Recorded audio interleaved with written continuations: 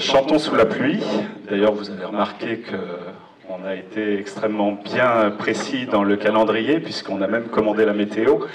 Et il me semble avoir entendu des gens venir en fredonnant l'air le plus connu de ce film, mais voilà, c'était vraiment bien, cette séance est bien tombée. En tout cas, on est heureux de vous passer ce film. Qui marque, on va le dire, l'âge d'or de la grande comédie musicale américaine. C'est un film qui a été tourné en 1951, qui est sorti sur les écrans en 1952. Il a été réalisé par deux personnalités du cinéma. Gene Kelly, qui est un grand artiste, danseur, qui s'est occupé surtout de toute la partie artistique du film, et puis Stanley Donen, qui est un grand réalisateur. Voilà, ils se sont mis à deux pour faire ce petit bijou de la comédie musicale Chantons sous la pluie. Chantons sous la pluie, alors évidemment c'est le film le plus culte des comédies musicales, sans doute pour plein de raisons. On peut en trouver des raisons. Déjà, alors c'est vrai que c'est un film qui parle de film, c'est un film qui parle de cinéma, c'est un film dont l'action se déroule à Hollywood, puisqu'on y parle du passage du cinéma muet au cinéma parlant. Et alors, c'est un sujet tout à fait sérieux, parce qu'il y a eu des drames à l'époque, on pourra peut-être en parler dans la présentation, mais c'est traité avec beaucoup de drôlerie.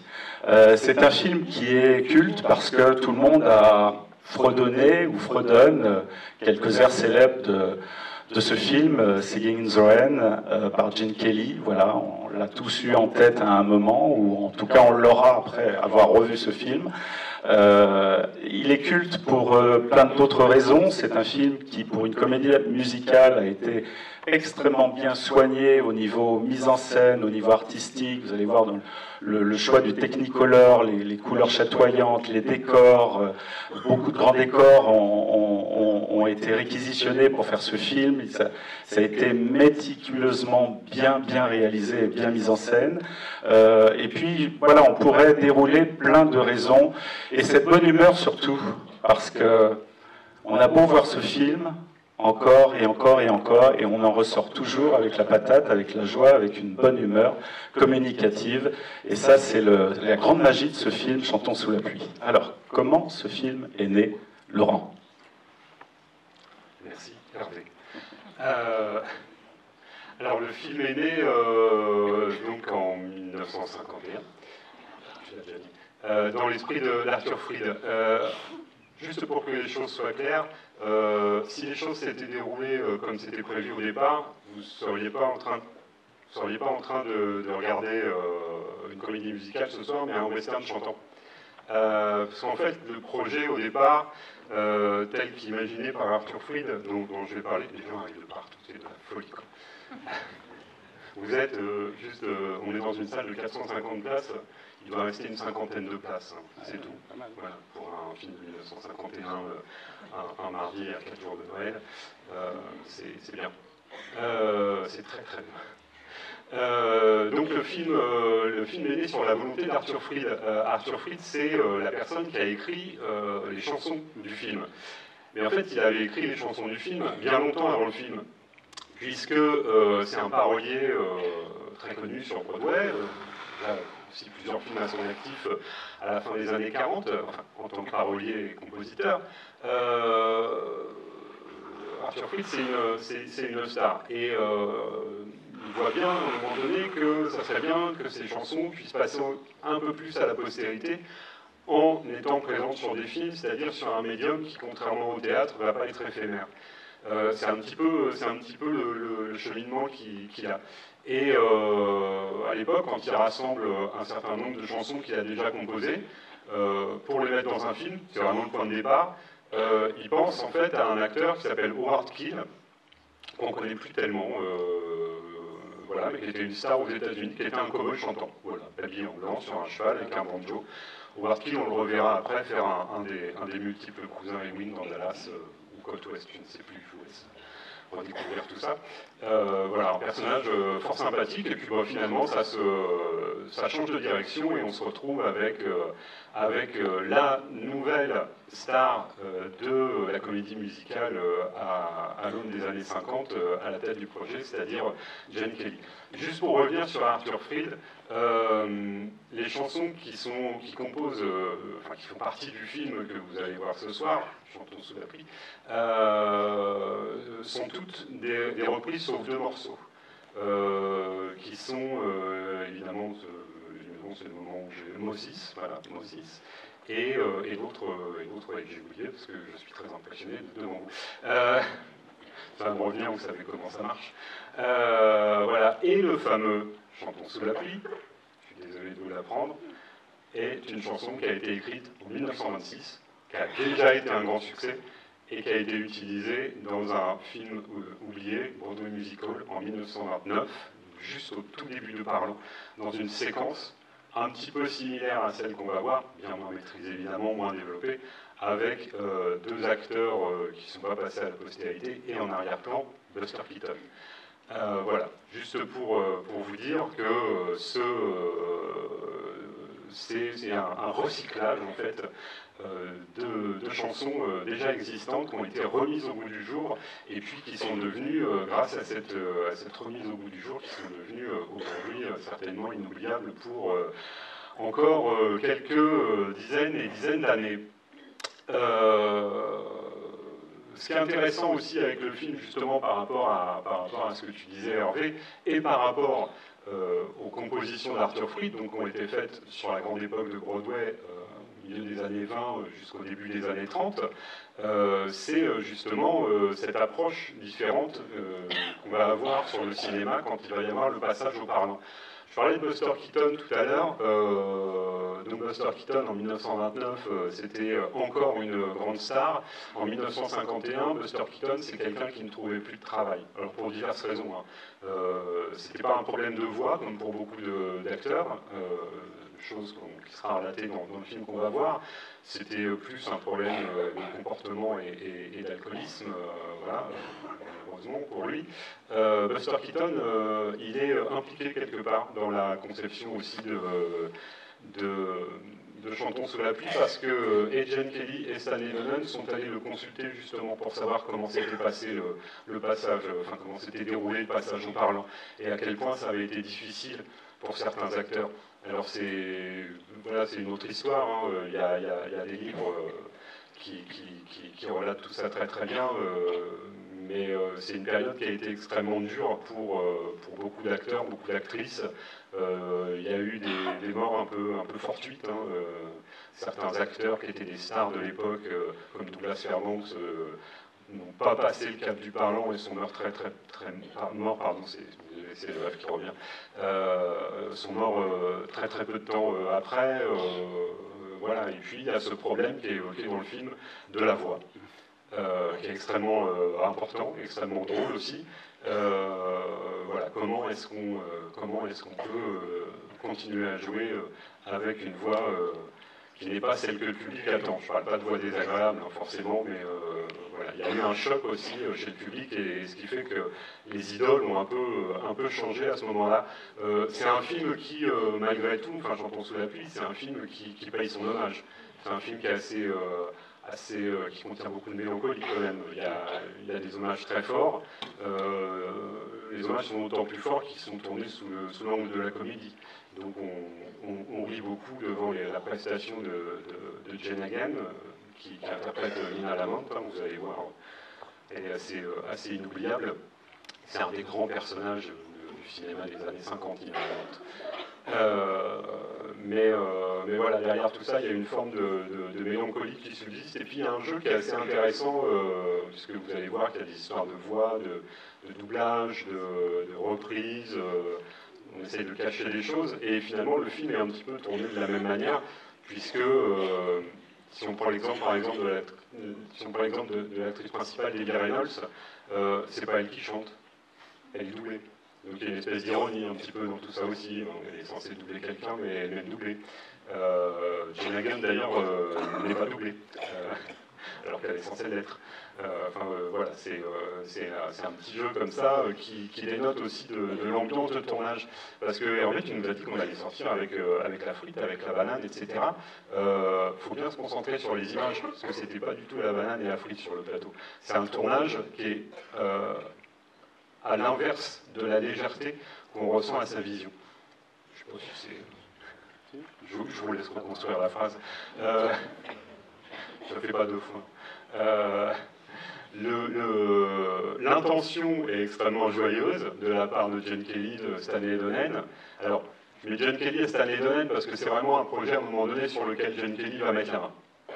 Il commence à devenir une vraie star hollywoodienne, il a près de 40 ans, c'est pas un jeune premier hein, quand il arrive à percer. Et là, il sent qu'il a vraiment un coup à jouer, après les succès de Un jour à New York, qu'il a déjà fait avec Stanley Donen, par exemple, et qu'il a vraiment mis sur le devant de la scène.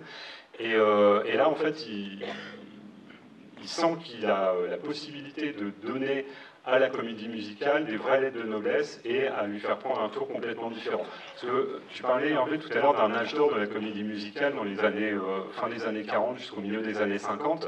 On peut dire que c'est le deuxième âge d'or de la comédie musicale. Il y en a eu un au tout début du Parlant, avec notamment le duo Fred Astaire et Ginger Rogers, sur des tas de films dont on a oublié les noms, comme Flying Doctor ou des choses comme ça, qui sont, ou la carioca par exemple, qui sont des choses très très intéressantes, mais qui sont un petit peu statiques. Et en fait, la deuxième vague de comédie musicale qu'on va connaître dans les années 50 va être beaucoup mieux maîtrisée justement au niveau de la construction et du scénario. C'est-à-dire que jusque dans les années, dans les années 30, sur la période 30-37 à peu près, on avait des comédies musicales qui en fait racontaient une histoire d'amour, par exemple. On avait une pause et on avait un numéro musical. Un numéro musical qui était filmé plutôt platement. La caméra prenait du recul, on filmait les danseurs sur une scène. Il y avait la chanson, on voyait la prouesse réalisée par Fred Astaire et Ginger Rogers. Et on reprenait l'histoire. C'était comme une parenthèse. Et en fait, ce qui se passe avec les années 40, et surtout à partir de Chantons sous la pluie, c'est que le numéro musical va être directement intégré à la narration et va faire avancer l'histoire. Et du coup, ça va donner une force au récit beaucoup plus importante et une adhésion de la part des spectateurs et du grand public qui va être accrue également. Et puis, pour Gene Kelly, qui va vraiment prendre la maîtrise du projet, il y a la possibilité pour lui de réaliser ce qu'il va considérer comme le summum de sa carrière, un morceau d'anthologie. C'est pas la scène de danse, c'est pas la scène de danse. C'est pas la scène de Chantons sous la pluie, pardon, c'est pas la scène de Chansons sous la pluie qu'on connaît tous. C'est une parenthèse, le Broadway Melody, avec Sid Charisse, qui est en dehors du récit, comme une espèce de moyen métrage placé comme ça au milieu du film, enfin pas au milieu du film, plutôt vers la fin, et pendant un quart d'heure, on est extrait vraiment de l'histoire pour autre chose, une espèce de résumé du film, une espèce de résumé de l'histoire du cinéma aussi. C'est toujours présent hein, dans le film. Et puis quelque chose de particulièrement onirique qui va perdurer après dans les films qui vont être faits par la suite. Les films que Stanley Donen, par exemple, continuera à faire sans Gene Kelly, comme dans le Frimousse, etc. On aura toujours une espèce de parenthèse poétique comme ça qui va venir dans le récit, rajouter beaucoup de mélancolie et ouvrir le troisième acte du film qu'on est en train de regarder. Et ça, c'est un tour de force auquel Gene Kelly tenait particulièrement. C'est quelque chose qui est particulièrement visible dans Wigadoon, 2 ans plus tard, de Vincente Minnelli. Tout le film est une rêverie, mais à un moment donné, on a certains morceaux, certaines parties qui sont encore plus oniriques, et qui vient non pas de cette espèce de parenthèse, vient non pas d'Hollywood, mais vient des studios anglais, des Archers, puisque c'est une grande inspiration pour Gene Kelly. L'inspiration lui vient des Chaussons rouges de Michael Powell et Ingrid Pressburger, qui date de 1948. Je ne sais pas si vous avez eu l'occasion de voir ce film. Peut-être qu'un jour il sera là. C'est un des meilleur film du monde, un des plus beaux films du monde. Chantons sous la pluie, il est aussi, hein, vous n'êtes pas trompé de ça, il n'y a pas de problème. Mais voilà, l'inspiration d'un film peut-être un peu moins connu comme Les Chaussons Rouges est très très forte sur tout le cinéma hollywoodien et c'est peut-être la meilleure chose que les Anglais aient pu apporter au monde finalement, une comédie musicale. Donc voilà, pour un petit peu l'histoire de la jeunesse de ce film. Donc moi je disais que Gene Kelly se comportait très durement sur le plateau, avec notamment Debbie Reynolds, qui était une actrice débutante. Elle avait 19 ans au moment du tournage. Elle avait été imposée par Gene Kelly au studio devant des actrices beaucoup plus rompues à l'exercice de la caméra, de la danse et du chant. Gene Kelly a vraiment tenu à ce que ce soit elle qui fasse ça. Elle avait été remarquée en fait dans Trois petits mots de Richard Thorpe avec Fred Astaire 2 ans avant, qui est un film assez anecdotique mais très, très sympathique. Et en fait le tournage a été assez rapidement transformé en cauchemar pour Debbie Reynolds entre autres, puisque Gene Kelly était particulièrement tyrannique, même si il avait ses bons côtés, mais il était particulièrement exigeant pour tout ce qui était du domaine de la danse, ce qui fait que, d'ailleurs, dans la grande scène onirique dont je parlais tout à l'heure, Debbie Reynolds n'avait pas le niveau, selon Gene Kelly, pour mener ce numéro de A à Z, et c'est Sid Charisse, qui était encore débutante, qui va arriver prendre sa place, entre guillemets, et ça va lancer la carrière de Sid Charisse. Et puis Donald O'Connor, que vous allez voir faire le copain de Gene Kelly, disait que en fait, les seuls moments de copinage qu'il y avait avec Gene Kelly, c'est ceux qui ont été filmés à l'écran et que le spectateur pouvait voir, et que sur le plateau, c'était pas du tout amis, c'était pas possible. Voilà, c'est l'exigence de Gene Kelly. Peut-être que ce qui l'a mis en colère aussi, c'est le fait que c'est une anecdote que je vous ai trouvée rien que pour vous. Pour effacer sa nervosité, en fait, Debbie Reynolds avait tendance à mâcher des chewing-gums, et puis au moment de tourner les prises, de commencer les prises, elle collait ses chewing-gums un peu partout, dont dans une scène que vous allez voir sous la marche d'un escalier en bois. Et en fait, sur un mouvement, Gene Kelly s'est accroché au chewing-gum et sa perruque est restée sur l'échelle. Si c'était le premier jour de tournage, peut-être que ça explique des choses. C'est sûr que ça peut agacer. Ouais, voilà. Personne n'aime perdre sa perruque. Voilà, c'était le deuxième truc que je voulais. Voilà, vous regarderez et vous imaginerez maintenant que vous ne pourrez plus vous retirer cette image du fait que Gene Kelly était chauve. C'était mon cadeau de Noël. Ah, merci Laurent, on peut l'applaudir. Quel puits de science.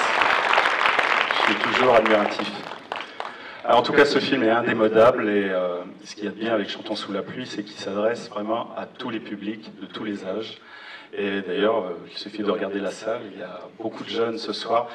Et moi, ça me fait toujours plaisir de voir tous ces jeunes venir à Cinéma de Quartier, parce que ce cycle, il n'a pas été lancé que pour les jeunes, bien sûr, mais il a été lancé aussi dans cette optique de faire revenir un petit peu un jeune public, redécouvrir des classiques, des films qui ont marqué l'histoire du cinéma, dans une salle de cinéma. Voir Chantons sous la pluie ce soir sur l'écran géant de la salle 1, c'est autre chose que de le regarder même sur son plus bel écran qu'on a chez soi. Voilà, là vous allez avoir du vrai spectacle et c'est comme ça qu'il faut aborder ce cycle cinéma de quartier.